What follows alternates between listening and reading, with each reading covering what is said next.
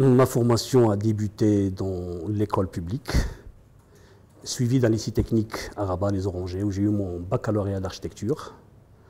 On était 14 à l'époque. La majorité de ces 14, on est une dizaine à être architecte maintenant au Maroc, ça j'ai oublié de vous le dire.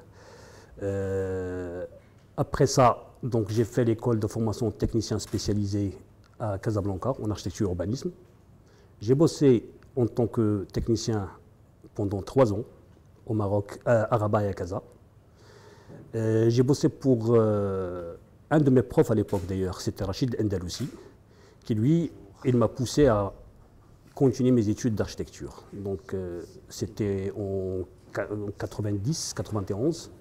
Il me disait, tu sais, tu dois faire des études d'architecture et quand tu seras architecte, tu reviens me voir. Je ne veux pas de toi dans mon cabinet. Ça, c'est les mots exacts de Rachid. J'ai dû partir en 92 à Bruxelles, où j'ai fait mon diplôme d'architecte à l'Université libre de Bruxelles, Institut Victor Horta, suivi d'un diplôme en urbanisme, à l'ULB aussi. Et puis j'ai bossé pendant 2 ans, j'ai ouvert mon cabinet à Bruxelles pendant 2 ans. Suite à ça, j'ai rencontré Sil Endalussi dans une exposition qui m'a poussé à revenir au Maroc. Et donc j'ai fait mes bagages, je suis rentré. J'ai bossé pour lui pendant 2 ans. J'ai rencontré mon futur associé chez lui. Donc on a travaillé jusqu'en 2001. Après ça, on a ouvert notre cabinet sous forme de société d'architectes, comme j'ai dit. Il n'y avait pas de société à l'époque. Donc c'était la première société d'architectes au Maroc. Tous les architectes travaillaient en indépendant. Le texte de loi qui gère les sociétés est sorti l'année passée. Donc maintenant, il y a de plus en plus de sociétés sous plusieurs formes, que ce soit SARL, SNC ou même en SA.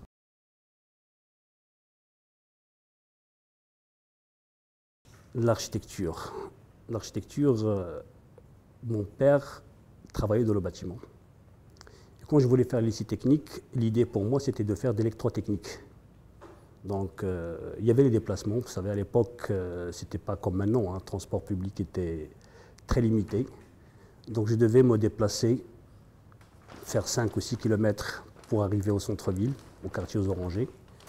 Il fallait que je lui en parle, parce qu'il y avait des dépenses. Les lycées techniques, ce n'est pas comme les autres lycées. Donc il y a des dépenses, il y a du matériel à acheter, il y avait des équipements aussi pour pouvoir faire ses études.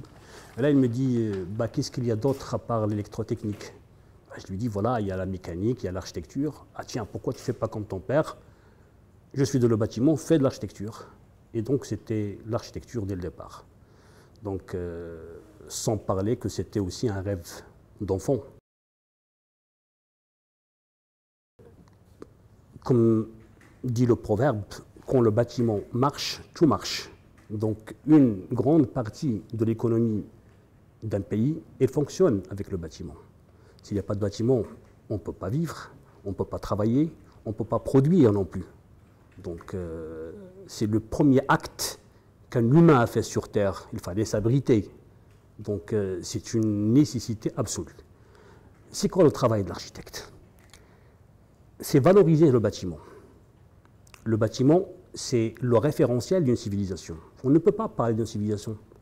On peut parler de technologie, mais la technologie, elle évolue.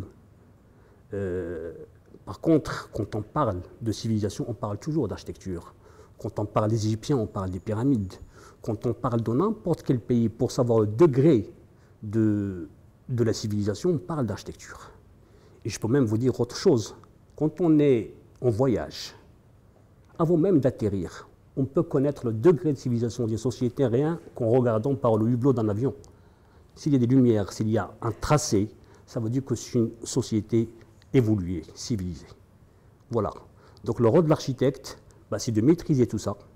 C'est d'abord valoriser ce capital culturel, parce que l'architecture, c'est pas juste un acte de bâtir, c'est le référentiel d'une civilisation, d'une culture. L'architecture au Maroc, ce n'est pas l'architecture en Espagne, ce n'est pas l'architecture aux États-Unis. Ça reflète une culture, même dans cette période où le modernisme est en vogue, on fait des bâtiments modernes avec des matériaux très très modernes, mais on doit toujours respecter notre culture, respecter le citoyen et ses désirs. Et ça, c'est une particularité pour chaque société. Le rôle de l'architecte, c'est valoriser tout ça. Mais à côté de tout ça, on ne peut pas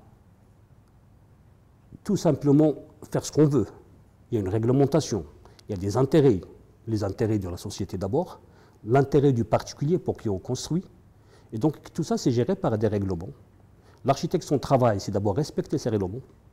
Et à côté de ça, c'est assurer les intérêts d'un client en termes du confort, en termes de budget. Ce n'est pas parce qu'on est architecte qu'on va construire n'importe comment. Il faut qu'on maîtrise ce budget. Il faut qu'on maîtrise le désir de ce client. Ce client, quand il arrive avec un programme, il arrive avec un mode de vie. Donc notre travail en tant qu'architecte, c'est s'assurer que tous ces éléments-là fonctionnent. C'est l'importance qu'on est censé donner à l'architecture. Vous savez, il n'est pas venu comme ça. La journée de l'architecte, c'est suite à un discours royal du feu Hassan II, en 1986. D'ailleurs, c'était ce jour-là où il avait rassemblé les architectes à Marrakech, où il les a incités à créer un ordre des architectes. Et à partir de ce jour-là, c'était un 14 janvier, on a instauré, après la création de l'ordre, chaque année, la journée de l'architecture.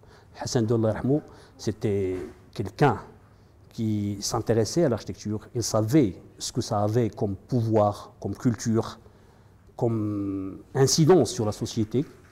Et il l'a dit en encourageant les architectes à ne pas oublier les traditions. D'ailleurs, c'était le discours, il se basait sur l'authenticité et la modernité, l'asala ou le mu'asara. Donc il voulait qu'on ne s'éloigne pas de nos références, de nos racines.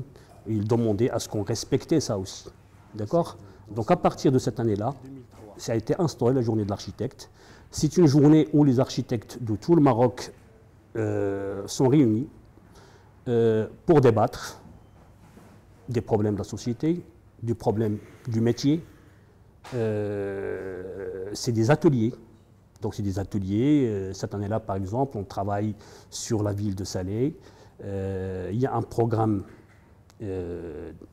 très très varié. D'ailleurs, ça va se faire sur 3 journées. Donc l'idée, c'est, malgré les problèmes, vous savez, on est en train de sortir d'une crise économique qui a débuté il y a quelques années. Ça a engendré quelques problèmes qu'on essaye de développer, qu'on essaye de régler. Ça ne veut pas nous empêcher de faire de cette journée-là une journée festive. Donc il va y avoir des ateliers culturels, il va y avoir du sport. Vous voyez, les architectes font du sport parfois, même si on passe notre temps à charreter. Et puis il y a la journée du lundi, donc ça va normalement c'est le samedi, dimanche, et puis la vraie journée c'est le lundi du 14. Voilà. C'est organisé par l'Ordre national, en collaboration avec le ministère de l'Habitat, de l'Urbanisme et de l'Aménagement du Territoire. Donc normalement c'est notre ministère de tutelle. Donc c'est une partie prenante aussi dans cette journée d'architectes. Des problèmes dans le secteur comme dans tous les problèmes secteurs. Ça ne veut pas dire que ça ne marche pas, ça marche. Il y a des difficultés, on essaye avec le Conseil national de l'ordre d'y trouver des réponses. Vous savez qu'il y a un nouveau texte d'urbanisme, de loi d'urbanisme qui est sorti l'année passée. On essaye doucement de le mettre en place, c'est très très nouveau. Le bâtiment il évolue. On a des problèmes de gestion du patrimoine, ou on va dire, je ne vais pas parler de patrimoine, mais des bâtiments anciens. Et cette loi elle est venue pour régler ça. C'est-à-dire des bâtiments, vous savez, on a entendu parler l'année passée de plusieurs bâtiments qui tombaient. Malheureusement, l'architecte, c'est le seul responsable. Le premier responsable, pour ne pas dire le seul, le premier responsable. Donc quand il y a un bâtiment qui tombe, c'est lui qu'on va venir demander des réponses. Donc, d'où la complexité de notre métier. C'est à nous d'expliquer d'où vient l'erreur, d'où vient la faute, pour dégager notre responsabilité. Donc, on n'est pas les seuls à commettre des erreurs. Je ne vais pas dire qu'on ne commet pas d'erreurs, mais à côté de nous, il y a des bureaux d'études, il y a des entreprises. Les entreprises, comme les architectes, comme les bureaux d'études, il y a des bonnes et il y a des mauvais. Et donc ce texte de loi, il est venu, je ne vais pas dire qu'il est venu à la hâte. Le fait, c'est qu'il est là.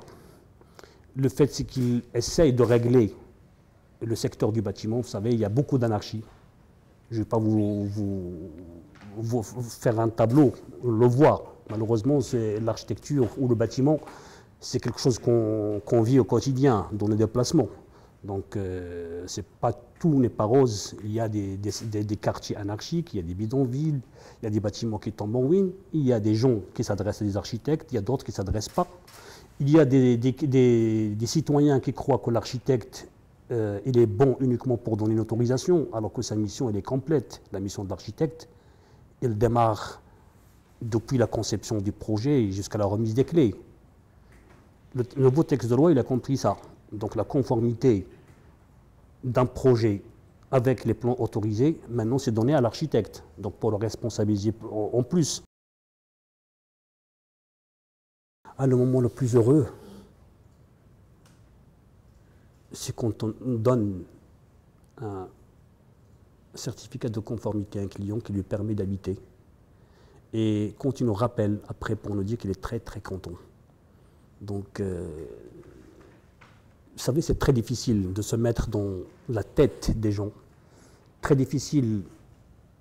On peut répondre à un programme. Chaque client, il vient avec un programme, que ce soit une villa, une maison, une usine. Ils ont un programme, ils ont un budget. Tout ça, on peut y répondre, c'est facile. À la limite, c'est un travail très technique. Mais répondre au désir d'un client, sa vision, rentrer dans sa tête, essayer de comprendre son comportement, ça c'est très difficile.